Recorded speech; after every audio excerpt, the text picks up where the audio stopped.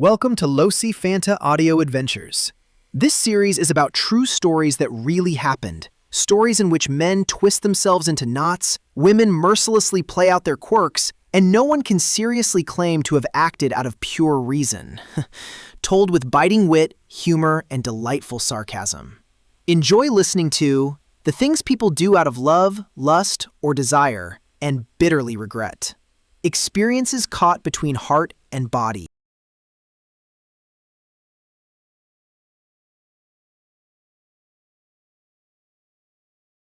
The Man in the Car, a story about love, lies, and waiting lines.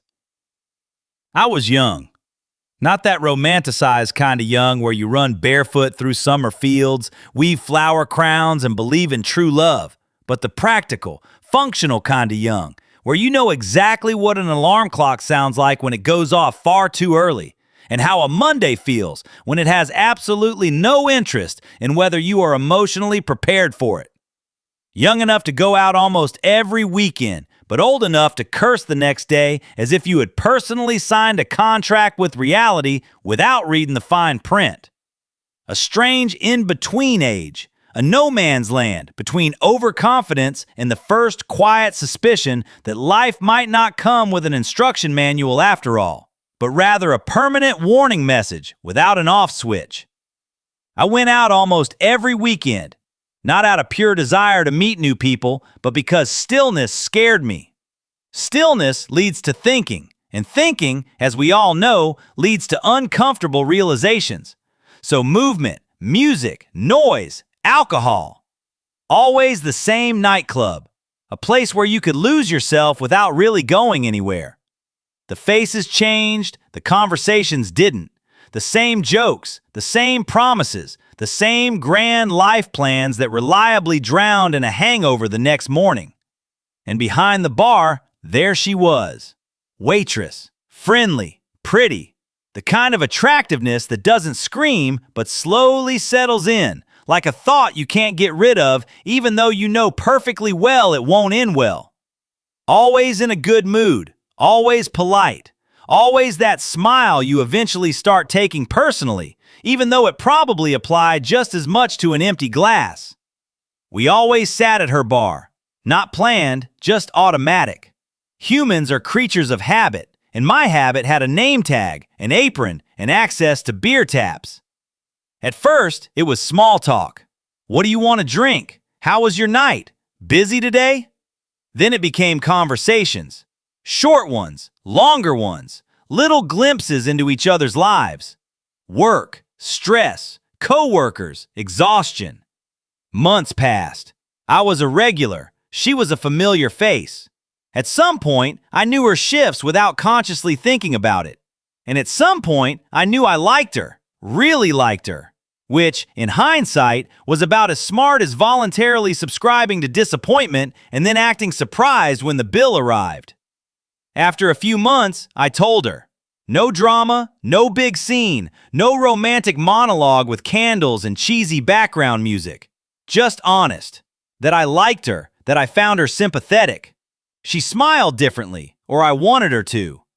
A few weeks later, we were closer, and then suddenly, a couple. Not planned, but it felt right.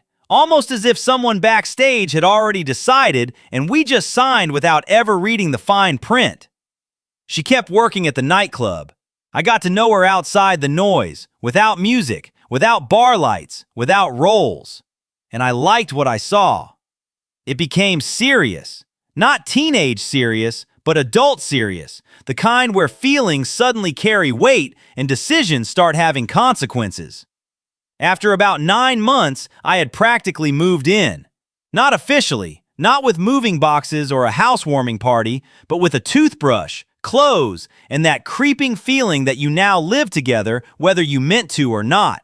Like a contract you never signed, but that's binding anyway. For her, it made sense work-wise. For me, it was easy to manage. For my heart, there was no alternative. For 2 years, things went well. Well, in the sense that nothing exploded. We functioned. We had routines, shared evenings, shared mornings. That calm, deceptive happiness people love to mistake for stability because it's so pleasantly uneventful and allows you to conveniently forget to look too closely. And that's where self-deception begins. Not with the first fight, not with the first doubt, but in the moment when everything is quiet and you decide to call that quiet safety. Then things got strange. Not loud, not dramatic, but subtle. She talked a lot about her coworkers. Too much. Names, stories, anecdotes, always the same ones, especially one. But I was in love, and love is a remarkably effective anesthetic. It doesn't just take away your vision, it also removes your common sense and stores it somewhere you only rediscover years later during emotional spring cleaning, usually damaged. I had that feeling, that small, annoying pull in my stomach, that quiet inner voice saying something's off, but I ignored it. You don't want to be the jealous one, the controlling one. So I told myself everything was normal, that I was imagining things, that trust is important. Trust is important. Blindness, however, is a terrible life strategy. Then came Egypt. 1 week of vacation. Without me. She didn't even ask. I wouldn't have time anyway, she said. She needed rest, wanted to disconnect, soak up some sun. It was winter back home. I drove her to the airport, we kissed, I waved. A week later, I picked her up late at night. And there was that moment. A man, seen from behind. I thought it was one of her coworkers. My brain immediately stamped it as harmless. False alarm. Just drive home and, please, don't ask questions. Questions might lead to answers, and answers would be inconvenient. The relationship continued, somehow. Strange, crooked, but it continued. That gut feeling stayed. Until that Sunday. We were out together. She said she had to quickly stop by a coworker's place to pick something up. I nodded, no problem. She went upstairs. I asked if I should come along. No, it'll be quick. I waited in the car.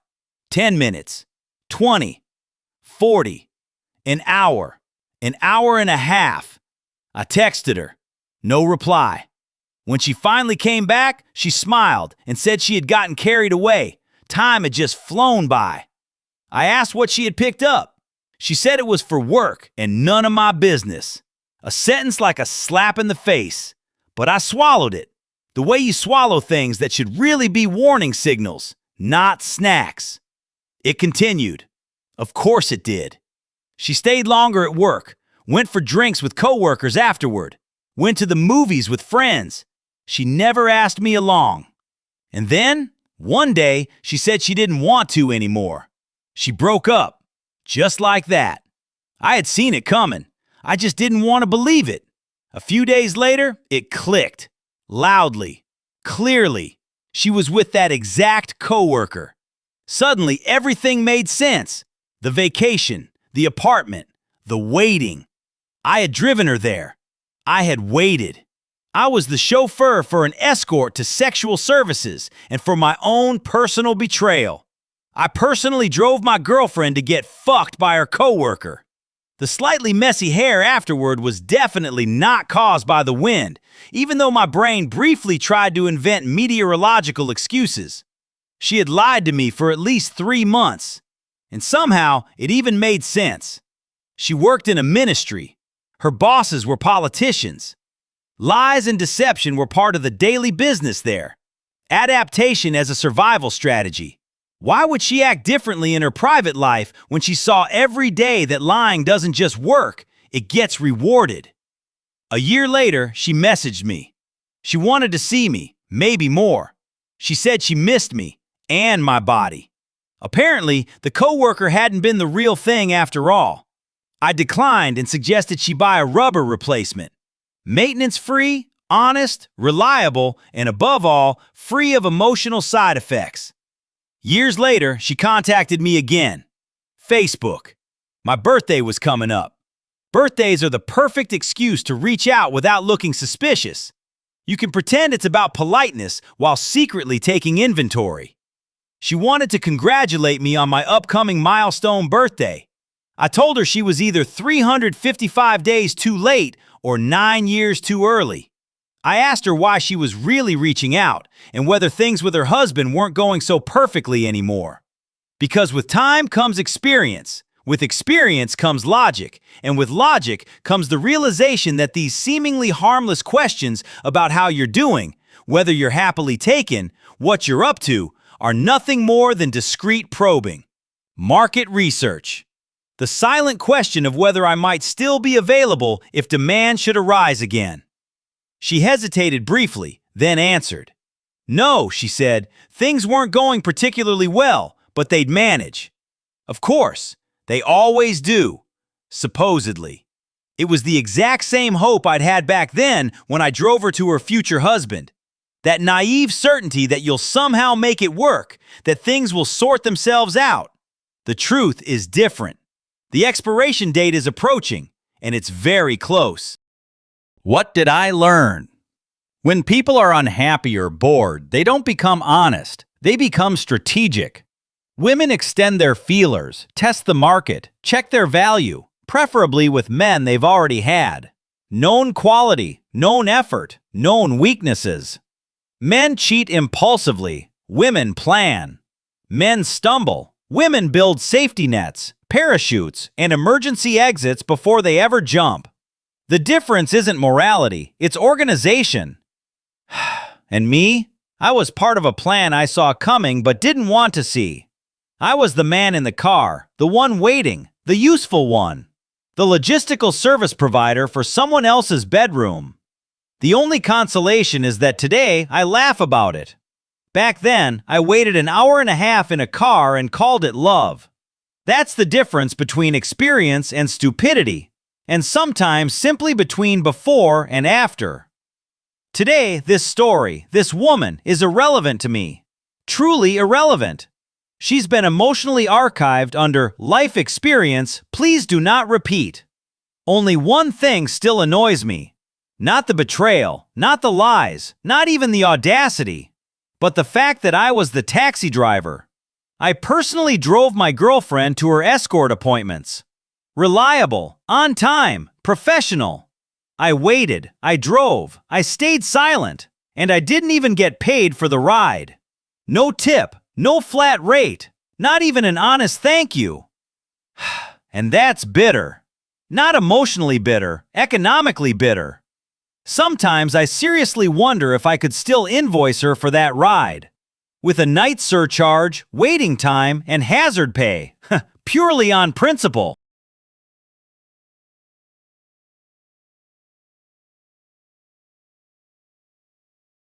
Thanks for listening. Honestly, respect for sticking it out all the way to the end. I hope you had fun, or at least felt a tiny bit called out.